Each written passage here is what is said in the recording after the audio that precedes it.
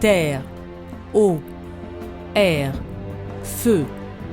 L'histoire de la poterie est une véritable aventure qui invite les éléments à partager une alchimie unique, vieille de plusieurs millénaires.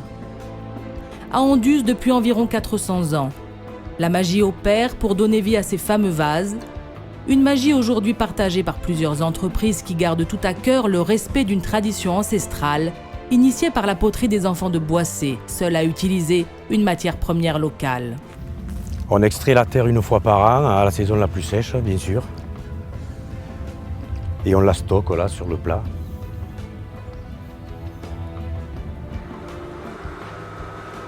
La terre brute de carrière est donc délayée. On en fait une barbotine. Nous la tamisons pour enlever les impuretés. Et pour la raffermir, nous utilisons le filtre presse. Bien sûr, les 7 poteries traditionnelles de vases d'Anduze préservent quelques secrets de fabrication.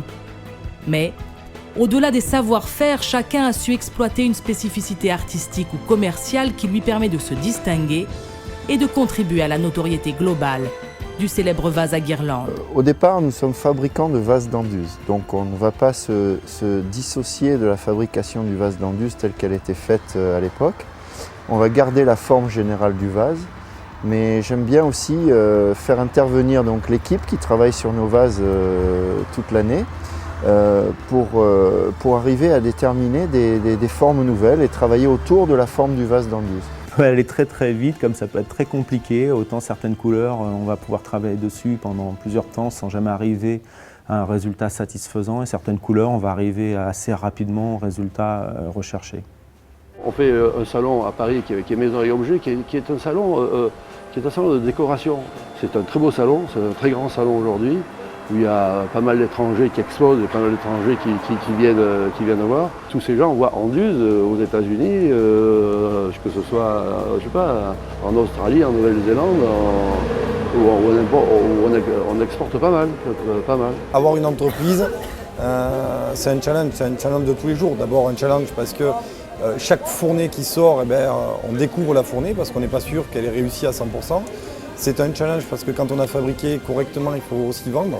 Et bien évidemment, pour se démarquer par rapport aux produits actuels et différents et variés du marché, il faut savoir aussi innover. Initiée par la communauté de communes autour d'Anduze, la commémoration des vases est aussi l'occasion d'associer l'art de la poterie à celui de la peinture pour des résultats étonnants, fruit de l'imagination débridée d'artistes locaux. Je suis un peu libre ici, je suis un peu chez moi, donc je prends la terre que je veux, les décors, j'invente, je crée, donc là je suis bien dans mon élément et puis surtout dans une grosse fabrique, quoi. Ici vous avez grosso modo le vase que je suis en train de finir là sur le peintre Picasso. J'en ai fait un autre qui est derrière moi sur Matisse, et puis il y en aura 4 autres. Je pense qu'il y aura effectivement Miro, Braque et d'autres peintres également. Voilà. Je préfère faire 400 petites créations, 400 prototypes, c'est-à-dire avec les imperfections des prototypes, c'est-à-dire que c'est des choses dans lesquelles il y a des expériences. Même si les animations qui se dérouleront entre les étés 2010 et 2011 font la part belle, célébrité oblige, à l'illustre descendant du vase Médicis, c'est tous les métiers de la céramique qu'Anduze souhaite mettre en lumière pendant une année. C'est surtout la promotion de tous les métiers liés à la terre, donc voilà, ça va de l'utilitaire à la pièce unique, au contemporain, voilà. C'est pas que le vase d'Anduze. Le vase d'Anduze est présent, évidemment, mais c'est aussi montrer toute la diversité des métiers de la terre. Voilà, c'est vraiment le but du Festival de la céramique. On doit être une bonne 10-15 autour d'Anduze à être potier indépendant seul, à faire leur production du tournage à la cuisson. Là il y a le four qui est en train de cuire en fait, il y a une bicuisson.